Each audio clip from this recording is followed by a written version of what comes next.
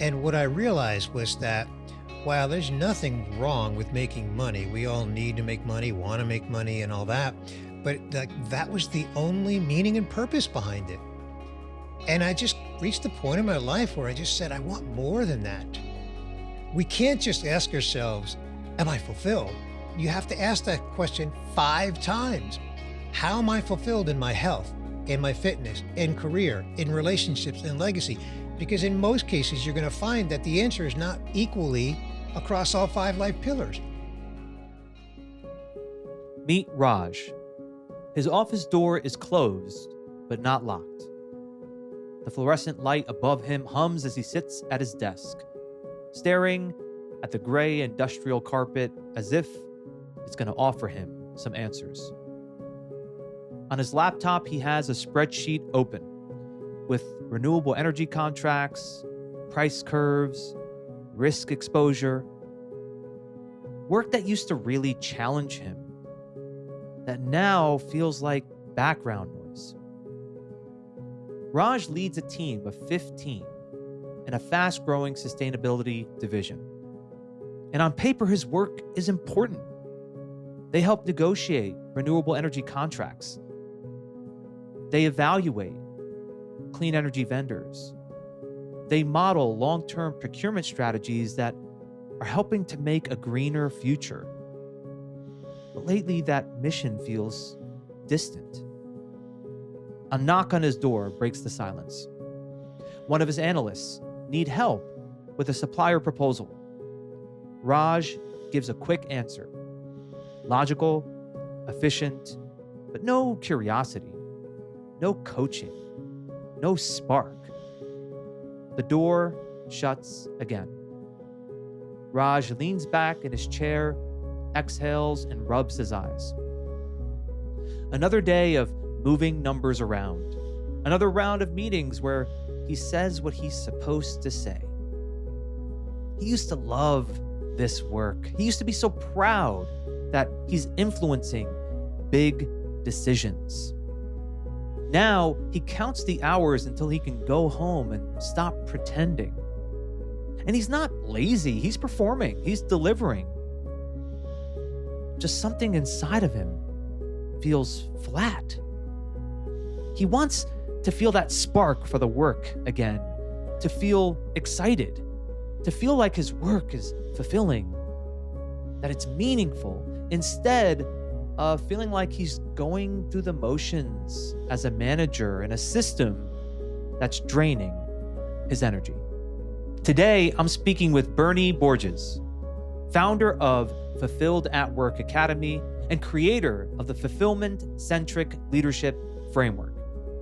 Bernie helps organizations redesign leadership so that fulfillment is the driver of performance, not a luxury. And I can't wait to hear how Bernie would help someone like Raj to reconnect to purpose, to reignite his engagement and rediscover what meaningful work feels like. My name is Jay Abbasi, and welcome to Unstuck. Real people, real stories, real solutions. While the details are changed to protect anonymity, what you just heard is based on a true story of challenges that come up in the real world. And we discuss how to navigate these environments with practical tips to help you get unstuck and build a more fulfilling, impactful, and balanced life and career. So Bernie, in learning a lot about you and your work in fulfillment and high performance and leadership, it made me curious as to what got you into this work, because I know there's a story behind it. I'm sure there always is. So Bernie, what's your story as to what you experienced that motivated you to want to do the work that you do now? Yeah, Jay. So you're right. There is a story. So I spent the better part of, let's call it 4 decades. So I'm aging myself a little bit in B2B technology, B2B professional services. I ran my own agency for 15 years. I kind of hit a wall there and burned out. And then I became a co-founder in a company. And that's where I came to this moment. Now, it didn't happen overnight, Jay. What happened was in this co-founder scenario, there were five of us, and we kind of hit the ground running. We built a brand. We started to win some big logos and get some great earned media. I started to get some really meaningful stage opportunities associated with, being a co-founder. So I had that co-founder halo effect going on, Jay, So on Hmm. the outside, it was looking really good. And I realized though that on the inside, something was off. And I was trying to mask it with all of the materialism. I'm not saying that, we were making boatloads of money, but we were doing okay. And we had all this, material success on the outside. But on the inside, I just felt like something was missing. And I just kept fighting it. I kept just, like shoving it down. You know how that goes, Jay, right? Yeah.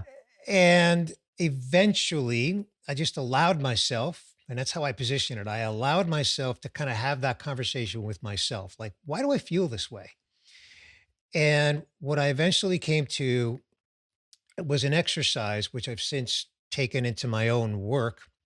And the exercise goes like this: I ask myself, where am I fulfilled in my life? And where am I not fulfilled in my life? And that's how I arrived at my what I call my 5 pillar platform. And those 5 pillars are health, fitness, career, relationships, and legacy. So as I examined those 5 life pillars, Jay, I just said, where am I fulfilled among those 5 life pillars and where am I not fulfilled? And I literally went through the exercise, wrote it down. Then part B, the follow-up question that I asked, and I didn't go into it knowing that I was going to do like 2 parts to this. It just kind of happened, right?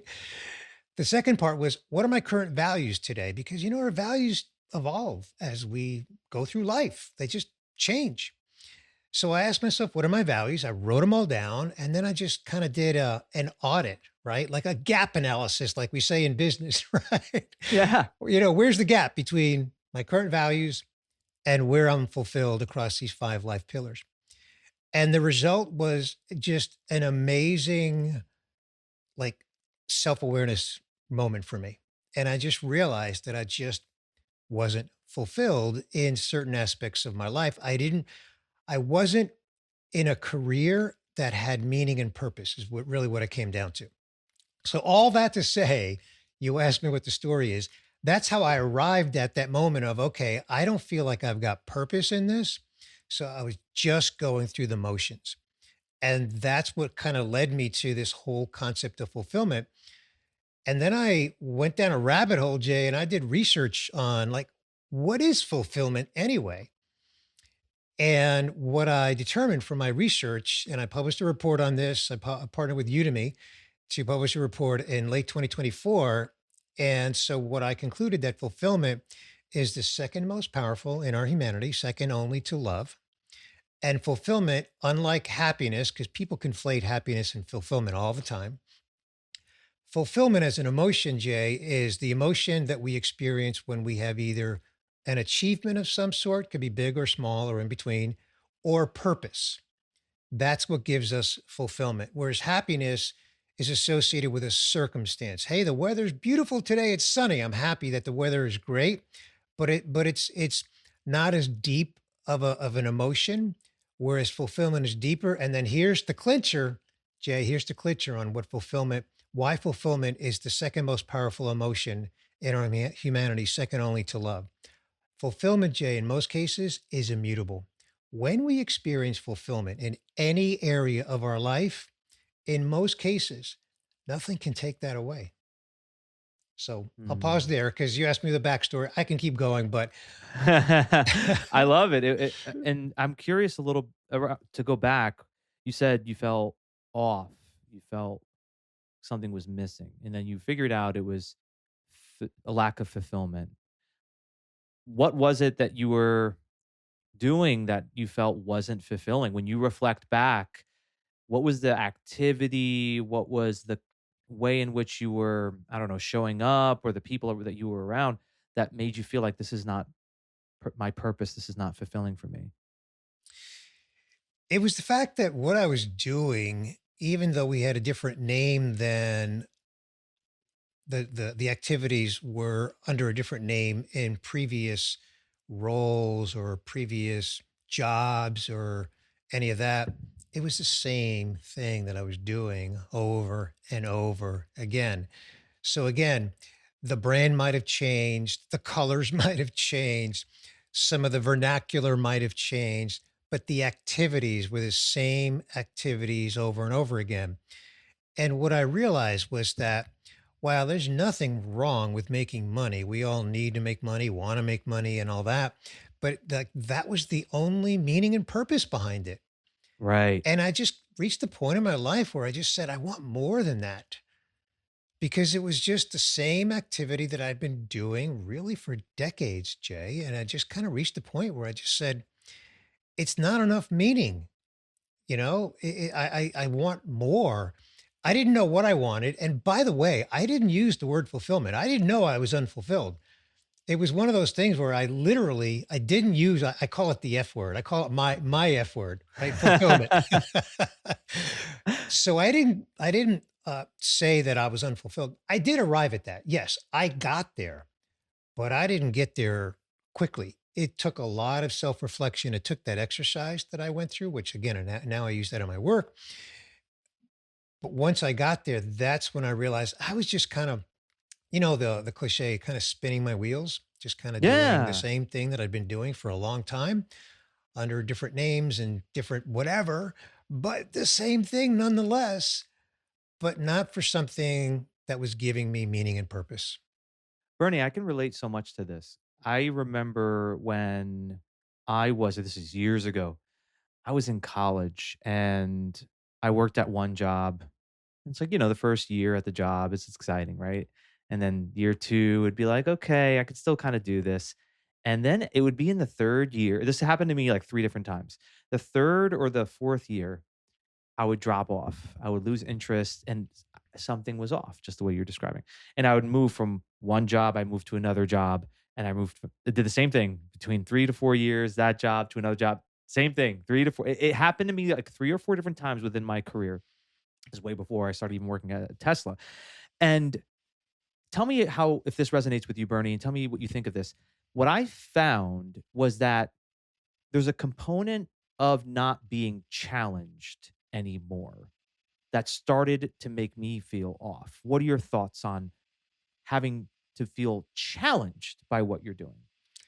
Totally. And so I would say yes, and yes, you sound like me, Jay, because I also went through a few jobs in my career where like that 3 to 5 year time horizon was it. After somewhere in that window, I either was not challenged or bored. And really, here's my yes and not growing, Yeah. which is synonymous with not challenged, right? If we're not challenged, we're not growing.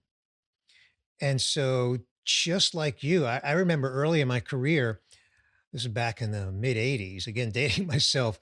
I left a really great company, big company, had a really great job with them.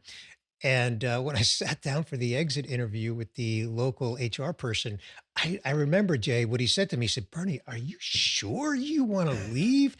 You're on a great career path here. You're doing great. Are you sure? And I was at that point. It was only, I think it was 4 years. I'm like, yeah, I just need something new, you know? Yeah. I can relate. I had a similar conversation with someone when I was working in finance. I was a treasury supervisor. They loved me. They wanted to see me grow within the organization. There was a potential for earning that would be substantial.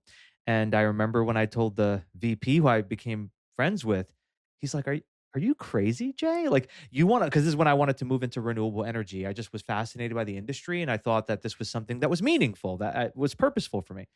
And he just kept thinking it was crazy. He's like, wait, you're going to take a step back in your career, kind of start over, work for this new industry that we don't even know if it's going to be around in 5 years because it's a fairly new industry. Renewable energy has grown since this is years ago. And I said, I just can't see myself continuing to do this and be happy at the same time. Hmm. Hmm. Yeah. Yeah. See there, you said it. You used the word happy. Yes. So I guess talk to me a little bit more then of what. what's the, I don't know, or is it like it's part of fulfillment? It's separate from fulfillment? Help me to understand. Yeah. It's probably, if I was to do a PhD on this, which I have not, I would probably arrive at a concentric circle Yeah. in my um, dissertation. And in Okay. that concentric circle, the overlap would be happiness and fulfillment. There's probably some overlap in there because, again, happiness is generally something, it's an emotion, of course, and we all want it. I am not frowning on happiness, but it's an emotion. It's associated with a circumstance. That's the main thing. That's the main point about happiness. It's associated with a circumstance. I mean, it could be as simple as you're driving somewhere and you were kind of not nervous, but thinking, anticipating a lot of traffic. And you thought it was going to take you an hour and a half, and you got there an hour and 15 minutes, and you're happy that the traffic was not crazy. It's as silly and simple as that. It's a circumstance, right? I always use the example, Jay, if my favorite sports team wins, last night, if they won, I'm happy they won. If they lost, I'm unhappy they lost, right? But it's still a circumstance. It's not deep, and it's not immutable. Hmm. Fulfillment is immutable. When you have purpose, the work you and I do, that gives us fulfillment because we have a purpose. We do this for a purpose, not just for a paycheck. Sure, it's a living, but we get fulfillment from it because we have purpose. And that fulfillment, Jay, is immutable. That's the difference right there. So that's so fascinating because I think what I often experience, and maybe our listeners can relate to this too, is fulfillment can come in a huge wave. Like I could sometimes, let's say I do a keynote or I do a workshop, and I just feel immense fulfillment because I achieved something that was purposeful, as you were saying before, right? There's a huge achievement, which is we had a successful session. People come up to me and say, "Jay, this was amazing," and I feel really fulfilled by it. Okay, then the next week, I'm not really engaging with people as much, and I can get into the mode of, okay, I'm kind of moving from one thing to another, and I don't feel as fulfilled in that moment, right? So my question to you, Bernie, is how does one sustain it to not only be, let's say, something that you experience in those high achieving moments, that you continue to feel that sense of fulfillment even when you're not in that experience of high achievement? So it starts with first just understanding or acknowledging, right? Acknowledging is part of your ABC, right? It starts with Yes. acknowledging, right? Yeah, absolutely. So first acknowledge that you understand what fulfillment is. And then what I suggest, Jay, is once we acknowledge that we understand fulfillment, then look for fulfillment across three levels: big fulfillment, mid-sized fulfillment, and even little fulfillment. And what I mean by that is, I like to barbecue. So if I try something new on the barbecue that I've never done before, and it turns out good, that is a little sense of fulfillment. Simple as that, Mm. right? If I try something new at the gym that I haven't tried before and I do it and I don't injure myself, or, it just feels really good, that is a sense of achievement, which is fulfillment. So the point I'm getting at is, because again, you and I do similar work, right? Like I've got a workshop coming up at the time that we're recording this. The workshop is about 4 weeks away. And so I'm anticipating, to your point, the fulfillment. I'm going to be in front of a group of oncologists and working with the executive director who's organized the whole thing. She's really excited about, me and what I'm going to do with these oncologists. And I'm thinking like, wow, oncologists, they're really smart people, right? Like I can't compete with them at their level of intellect, but what I'm going to be doing with them is going to give me this huge sense of fulfillment. So in between, I'm looking for the mid level and even the small levels of fulfillment, because that event is going to be a big sense of fulfillment. Like you said, right? When you do a workshop or a keynote, that's a big sense of fulfillment. I can relate. I've had those moments myself, and we want them as often as possible because they feel great, right? They give us this Right. humongous sense of fulfillment, we have to look for the mid level and low, like, the simple levels of fulfillment along the way, just to kind of keep filling the tank, the F tank, the fulfillment tank, right? And just that's why I say it starts with acknowledgement. Just understand what fulfillment is and then look for various levels of that fulfillment throughout your daily life.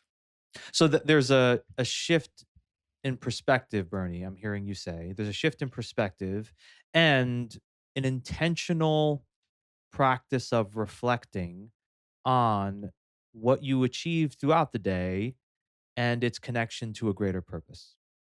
Exactly. Well said.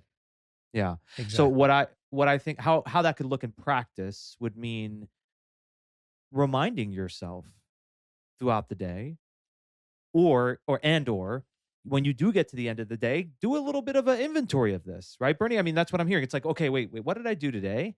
All right, I sent these emails, I met with these people, and what is it all leading towards that to me is meaningful? Why is it meaningful? What is the purpose behind all this activity? And in that reflection, it sustains that sense of fulfillment rather than having to wait for the big moments of high fulfillment intake. Yeah. 2 points I want to make on that. One, Jay, you said recently on your podcast that you like to reflect on things on a quarterly basis. You like to look back at the quarter. Yep. It's the end of March at the time of this recording, so you like to reflect on things at a quarterly level to kind of reflect on what we've achieved, accomplished from our goals, etc. So that's one, is look at it however you choose to look at it. I agree with you. Some people choose to do it monthly, weekly, whatever works for them. But the other is I want to come back to my five life pillars, because I use the old cliche, don't try to boil the ocean. Don't just say, okay, am I fulfilled? That's a boiling the ocean question. You've got to look at your life across the five life pillars: health, fitness, career, relationships, and legacy. And if I may, let me break them down, Jay, because it's an important part of this conversation. So, the reason that I separate health from fitness, and of course, they are connected, I'm not going to deny that, but the reason I separate them as pillars is the following: health has three dimensions to it: there's physical, there's mental, and then for some people, not all, some people also have responsibility for overseeing the health of a loved one, whether it's a child or a parent or whatever it may be. So health is humongous. It's big enough. We don't need to try to cram fitness into that pillar, because fitness needs its own level of priority in our life. And fitness, by the way, and I know fitness is important to you as well, is not about winning medals or contests or any of that, or it's all about just being functional, being alert, being confident, having discipline, right? It takes discipline to go to the gym. You and I were discussing, we go early in the morning before the workday. That takes discipline. So too many people disregard or don't prioritize fitness, and that impacts their life, not only health, but in other ways as well. Career is somewhat obvious, Jay, but as we have been discussing, we can go through multiple phases in our career, and as our values change, then we can wake up one day and lack meaning and purpose. Relationships is one that is more than meets the eye. It is multifaceted, as we know, right? There's home life, there's work life, there's community, all that, but also faith. I'm a person of faith. Anybody who's a person of faith, that is a relationship. And then legacy is also more than meets the eye, because everybody thinks legacy is how do you want to be remembered after you're gone? And I say that's one side of the coin. The other side of the legacy coin is, what's the impact you want to have today? Yeah. And when I share that with people, most people raise their eyebrows a little bit and go, oh, okay, I hadn't thought of legacy that way. What's the impact that we can have today? That is legacy. So my point to all this my little soapbox on this, Jay, is that we can't just ask ourselves, am I fulfilled? You have to ask that question 5 times. How am I fulfilled in my health, in my fitness, in career, in relationships, and legacy? Because in most cases, you're going to find that the answer is not equally across all five life pillars. And that level of awareness is huge. So, on that awareness point, I want to ask you a question. What percentage, this is a little bit of a trick question, but you'll see where I'm going with this. What percentage of people do you think are self aware, if you were to guess? If I'm assuming you mean self-aware, meaning they have the ability to take inventory of where they're at mentally, emotionally, their state. Oof, I'd say the number is probably like 45%. And I know that might sound negative, but that's what I'm thinking. According to Harvard, 15% of the Oh, human population I is thought I self was being aware. negative. Oh, goodness gracious. 15%. Yep. Yep. Yep. I hammer that home, Jay, because first of all, I have known intuitively or anecdotally, meaning qualitatively, not quantitatively, I have known just through life experience that a lot of people that I've encountered and still encounter are not self aware. So again, it's been very qualitative, not quantitative. When I saw that number from Harvard, I said, thank you, Harvard, for giving me a science backed, evidence based number that really validates what I suspected, even though I had not really speculated a number. I knew it was low just from life experience, Jay. I knew it was low. And now I can thank Harvard for giving me that data because only 15% of us are self aware, which again is why what I suggest for everyone to do is to look at their life across these five life pillars and become self aware of where you are and are not fulfilled across each of the five life pillars. I was so much more hopeful, Bernie. I was hopeful. I was hopeful that number was gonna be more. There was a part of me that was like, it's probably low, but I'm gonna go ahead and be positive here and say I knew it was under 50. I was because of my life experience. I knew it was under 50. But I said, let me still be positive here and say it's 45 and hope that for the best. But 15 is that sounds more accurate now that I'm thinking about it a bit more. If you think about 100 people, of those 100 people, how many would you say are self-aware? 15 sounds about right. Wow. Now, let me ask you this, Bernie. Okay, you mentioned these five pillars. When I think of pillars, I think of pillars of a house, and I think about how it could be a foundation for a house. Do you find that one of the problems is that people seek fulfillment only from one of those pillars or two of those pillars rather than having more of a balanced sense of fulfillment? So I think it comes back to self awareness. I think most people are not aware of the question, asking themselves that question across the five life pillars. I think what happens is people ask themselves that question in a boiling the ocean kind of a way. Yeah. They say, "Why am I not fulfilled?" Which again, I say that's the wrong question to ask. That's a boiling the ocean way to ask that question. So people are not aware that they should be looking at their life. And you can substitute the word pillar with any other word if you want to. It's just five dimensions of our life is another way, another word you can use if that Hmm. works better for you. That's fine. But because of the again the 15% self awareness data point from Harvard, most people just ask, "Why am I not fulfilled?" instead of looking at their life across the five pillars or dimensions and asking that question for each of those. And it's a powerful exercise, Jay, because for most people, it helps them realize that they have some fulfillment or a lot of fulfillment in some of those pillars. And then they realize where they lack the most fulfillment. And it gives them a clear path that they can go focus on. Yeah. The reason I brought that up is because what could happen is that people tend to have a heavy focus on one and they think that that's the only place from which they get fulfillment. And if they only think, okay, let's say it's my career, that's the only place I get fulfillment. They're not aware of this, by the way, because 85% of people are not self-aware.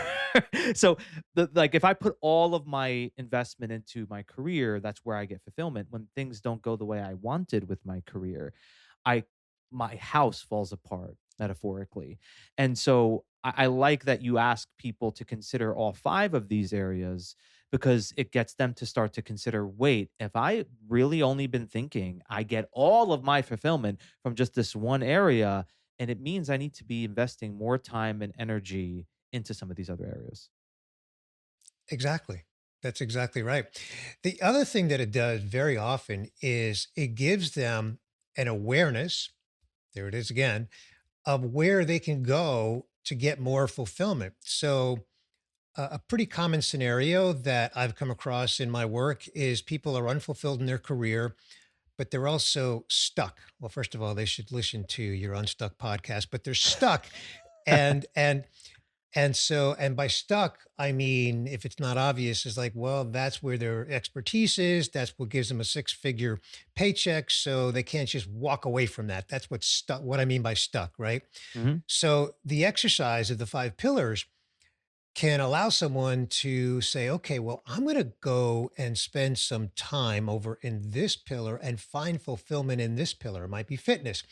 For a lot of people, it's legacy because remember, I'm teaching people what impact are you having today? And a lot of people go, well, not as much as I could. So I'm going to go volunteer, or Mm. I'm going to go, when my kids were kids, or adults now, but when they were kids, I was little league coach. I was a soccer coach, all volunteer work. I did some other volunteer work.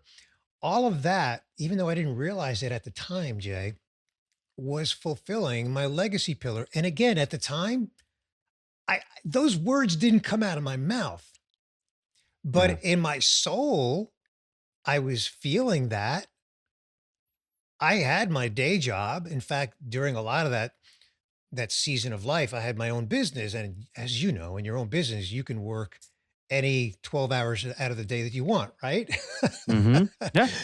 um, so the volunteer work that I was doing, even though I wouldn't use the words that it was giving me fulfillment in my legacy pillar, again, not words that came out of my mouth.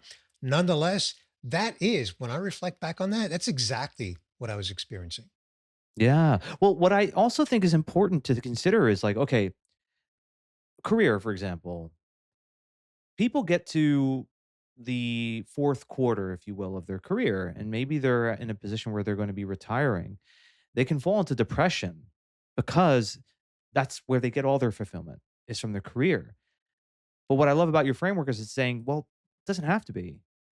Why can't you get fulfillment from other things, legacy, fitness, relationship? Like, why does it only have to be career? And they probably are not even noticing it. They're not even aware that that's been it. And when they reach that stage, they're like, well, what do I have to, like, they're saying subconsciously, what do I have to live for anymore if I don't have work? So let's talk a little bit about Raj, because Raj is not at that period of his career. He's in the middle of it. And Raj is really struggling with fulfillment from that story. I guess where would you start with someone like Raj, right? He has a good job, he's a leader, and he just can't bring himself to get excited. He can't bring himself to find the meaning in his work. How would you start with someone like Raj? Yeah. So Raj is, I mentioned this to you before we pressed record. Raj is, I've met many Rajas. I've coached, I've worked with many Rajas who are really good, expert in their work, but they're just the, the, the fire, the flame, which used to be really high is now really dim. So what I say to Raj is to ask yourself this question, Raj. What did I do this week? What did I do this week that really felt like the real me? And Jay, there's another way to ask that question. So I would say to Raj, you can either ask it that way. What did I do this week that felt like the real me? Or what would I want to do this week that would feel like the real me? Mm, And Jay, for a lot of people, and I was there, it's not an easy question to answer. It takes some real deep reflection, and it also takes permission. And what I mean by permission is giving yourself permission to really answer that question honestly to yourself. mm, And that's something that again is a very private thing. That's I went through that exercise myself. And I got to the point, I told you my story earlier, so I'm not going to rehash it. I just gave myself permission to have that conversation with myself and ask myself, that question that gave me the ability to arrive at where I arrived that I've already shared. I thought of a story of my own personal experience that really relates to what you just said.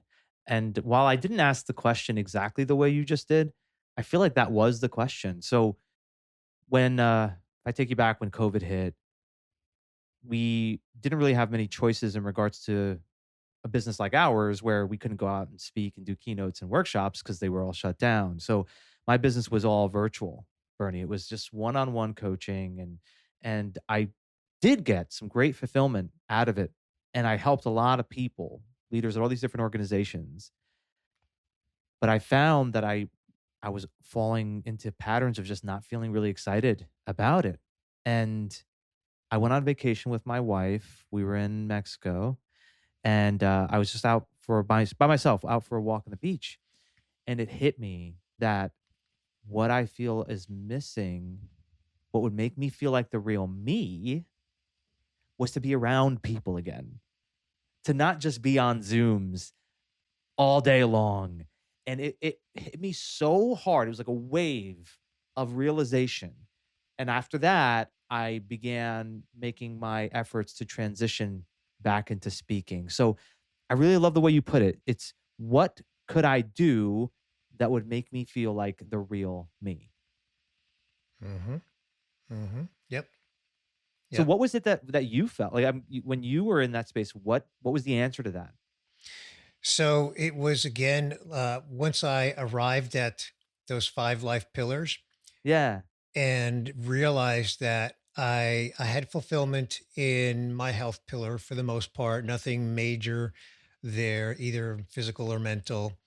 Um, I had been through a season where my parents were aging and declining in health and eventually passed away. So I went through that season. So the health pillar was, I was, fulfilled in. Fitness pillar, I've been a fitness buff really my whole adult life. So I was fulfilled there.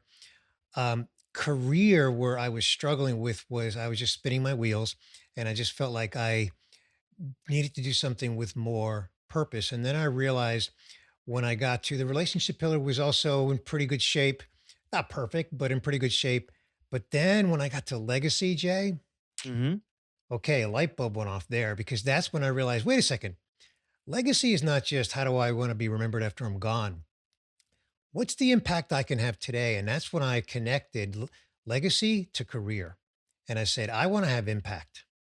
Yeah. That was the light bulb moment for me. That was my Harvard self-awareness moment when I just said, I want to have impact and I want to connect that to career. And then I just came up with a plan to make that happen. Didn't happen overnight. In fact, it's a work in progress. I've only been at it now for about a year. So it's Yeah. very much a work in progress. I know you've been at it longer than me, but that's what I arrived at. I needed to connect my legacy pillar to career because I wanted to have impact. And that's what would make you feel like the real you. Exactly. Yeah. I love it. Okay. So we have a bit of questions we can ask. We have some questions we could ask Raj. I'm curious to get your perspective on what the leader of Raj could be doing better. Cuz it seems like, and it's not mentioned in the story, but I think about, well, okay, if Raj is feeling this way, it means there's some cultural issue going on as well. And there's something maybe this leader of Raj is not doing to create a better culture and make Raj have a more a greater sense of have a greater sense of fulfillment in his work. So what could the leader be doing differently? So in the work that I do, Jay, I have a program called Fulfillment Centric Leadership, and out of that, I use the term a fulfilled leader. And so, if Raj had a fulfilled leader, Mhm. then he or she would have gone through the exercise, their own self awareness exercise of their own five life pillars, because that's what I do in my program. Is every leader has to become self aware of their own fulfillment. They have to look inward first and foremost. And when looking inward and assessing how fulfilled they are across the five life pillars, that then gives them the ability to look outward at their people and realize the following, Jay, and that is that everybody on their team is on the same life journey. Everybody on Mm, the team has the same 5 life pillars, and they're on a journey, and chances are pretty good that everybody on their team has some part of those 5 life pillars that are less than perfect. And so what Raj's leader could do if he or she was had become self-aware of their own fulfillment across the 5 life pillars, then he or she can have meaningful conversations with Raj. And the operative word there is meaningful, like mhm. really substantive conversations with Raj so that he or she could help Raj understand what Raj is struggling with, and then offer some resources. There's a book I read a while ago, many years ago, by Reid Hoffman, co-founder of Mhm. LinkedIn, called The Alliance. And I don't know if you know the book. And the premise of The Alliance is that the modern company, today's company, the leader should have a relationship with his or her people, recognizing that it's an alliance for a season. It's not for life. It's for a season. And if you treat that person as a human being and have conversations with them about their long-term goals, and then show support for those long-term goals, which very likely can be not in their current role on their current team, that builds a strong relationship. It builds an alliance. And so if Mm, those conversations were happening, then that would help Raj become more self-aware and start to answer some of those questions and create a plan. And if the leader is helping Raj create that plan, if they're doing it collaboratively or at least showing support for Raj, as opposed to no conversation at all. So Raj has to just internalize this and struggle with this, and it eats him alive. And it's just, that's really, sorry to be long-winded, Jay, but that's what I think the leader can be doing. yeah, yeah, I agree. I think what you said is first that leader needs to take inventory themselves. So they Right. have to know where they're at. Then they have to shift into curiosity, which is I have to be curious about all of the people of whom are reporting to me, Raj being one of them. What is your take on, okay, being able to, we used that word acknowledge before, like acknowledge Raj for what he's going through. So rather than just jump into, okay, let's do this exercise into understanding where you're at with your fulfillment, like clearly Raj is struggling. How would you recommend a leader first kind of take inventory and acknowledge where Raj is at? Through honest, transparent conversation. Yeah. Um, so there's another F word that I like leaders to use besides fulfillment. And the F word is feel. Simply ask Raj, how are you feeling about the work you're doing? Simple, Mm, open-ended question. yeah. And really create a safe environment for Raj to be honest about the answer to that question. And for the leader to have enough self-awareness to know whether or not Raj is being truthful and transparent, because Raj may choose to keep it to himself, and Right. Raj may say, feeling great. And the leader may say, are you really? Be honest with me. How are you feeling about the work you're doing? Or how are you feeling about the changes that are going on? Or how are you feeling about, the restructuring, whatever it is, right? How are you feeling about it? Because as you know, Jay, too much of the work that we do is all about the head and not the heart. It's all about the metrics, the KPIs, the reports, the data. And look, all that has its place, of course, but not at the absence of the heart part, which is, Raj, how are you feeling about the whatever it is? That's the right question to ask, the how you're feeling about. That's what that leader could do. Yeah. And for our listeners, you know what it's like when you ask somebody, how are you feeling? And the person says, yeah, I'm good. And you know they're not good. Right. So I really appreciate, Bernie, that you called that out. And it takes courage to be the kind of leader. And while we are referring to professional, this is any type of position of leadership, to be like, wait a minute, hold on. How are you really feeling? To not let the surface response be where you stop, because that's easy. That's easy to do. It's easy to just be like, okay, you're good. Let's get into the spreadsheets and the data. If you sense something, call it out. Go a level deeper, because if something needs to come out, it's better it does sooner rather than later, because if it's being held in or if it's being suppressed, it's going to come up later in a really disastrous way. So I'm really glad that you called that out, Bernie. And you already gave us a few great things that you could ask Raj. And so I'm curious if there are anything else comes to your mind, because if you were to have met Raj and he tells you his story, one of the great questions you would ask him is, what did you do this week that would make you feel like, or that made you feel like the real you? What other questions might you ask him to help him to be able to get out of this state of feeling so down about his work, to get back to a place of fulfillment? Sure, sure.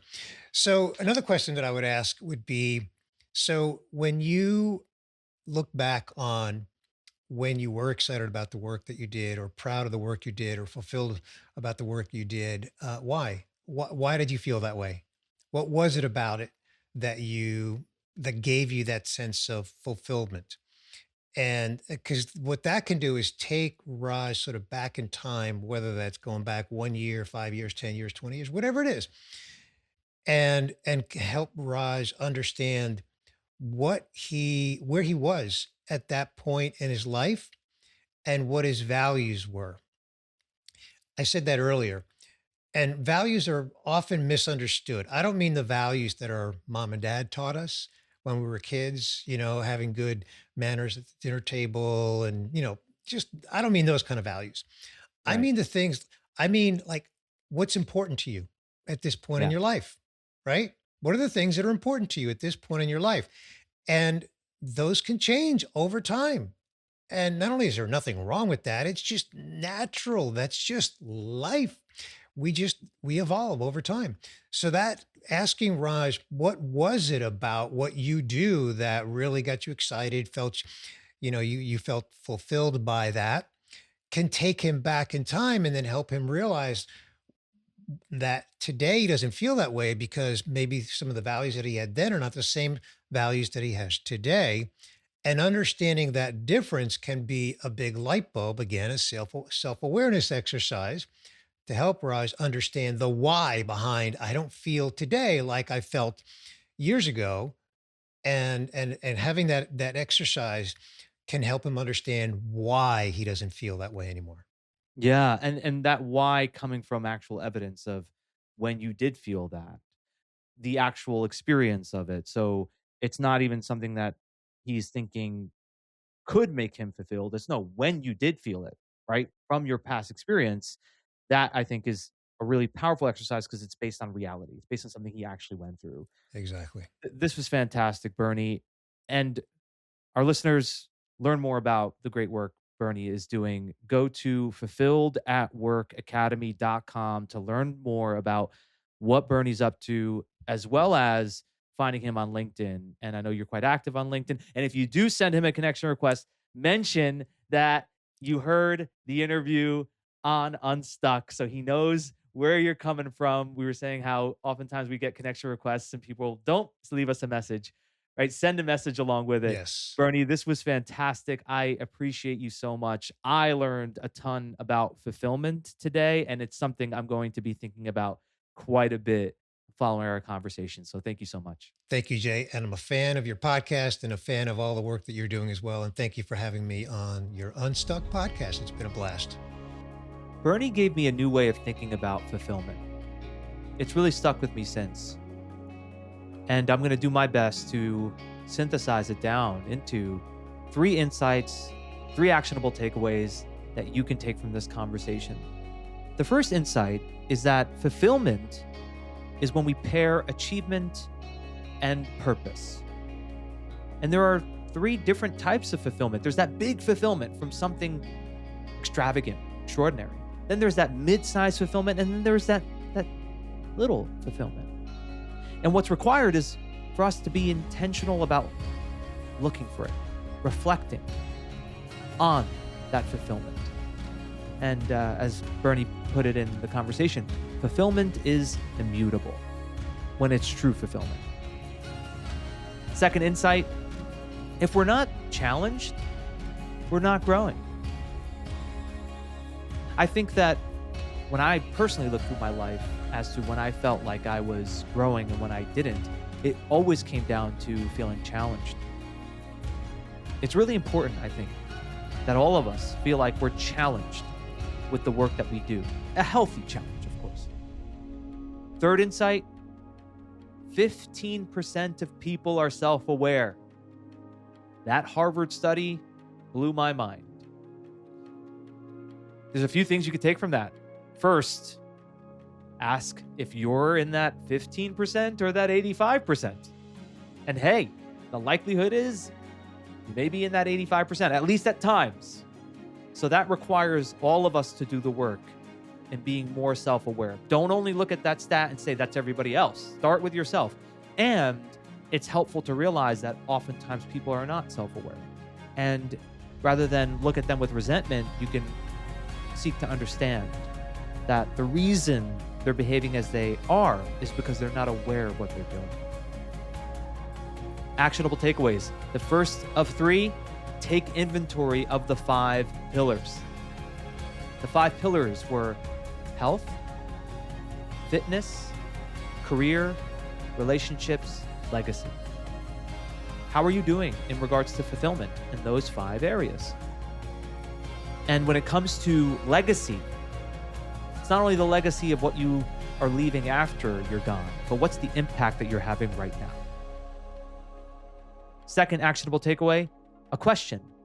What did I do this week that felt like the real me? Another way you could ask that question, what would I want to do to feel like the real me? And whatever that answer is, be sure that you give yourself permission to do more of that. That's how you'll tap into a greater sense of fulfillment. And then the third actionable takeaway, build an alliance. He talked about how, as leaders, our work with someone is seasonal. We shouldn't expect that someone's going to be working at the same job for 50 years. So support that person and collaborate with that person in that season, also knowing that their long-term goals may be outside of that organization. But as their leader, the best thing you could do is support them in that as well. And if you have to, ask them directly, how do you feel about the work you're doing? Go deep with this question. Don't let a surface answer where you feel a little hesitation stay at that surface level. Make sure you really know. If you're leading someone, you want them to feel fulfilled by this work. And at times, having a very direct conversation is what's going to uncover why they don't feel fulfilled and how to help them to feel more fulfilled in the work they're doing. Join us on Friday's episode. I'm going to dive deeper into happiness. We talked about happiness. We talked about how happiness is related to circumstance. And I want to present a different perspective on happiness based on the research on true happiness, where we can look at it from an angle where happiness doesn't necessarily need to be conditional. If we observe happiness, or we think of happiness as needing to be conditional, we may actually be setting ourselves up for discouragement. So I'm going to offer you a completely different frame on happiness. That'll be in Friday's episode, so don't miss that. And until next time, thank you so much for listening.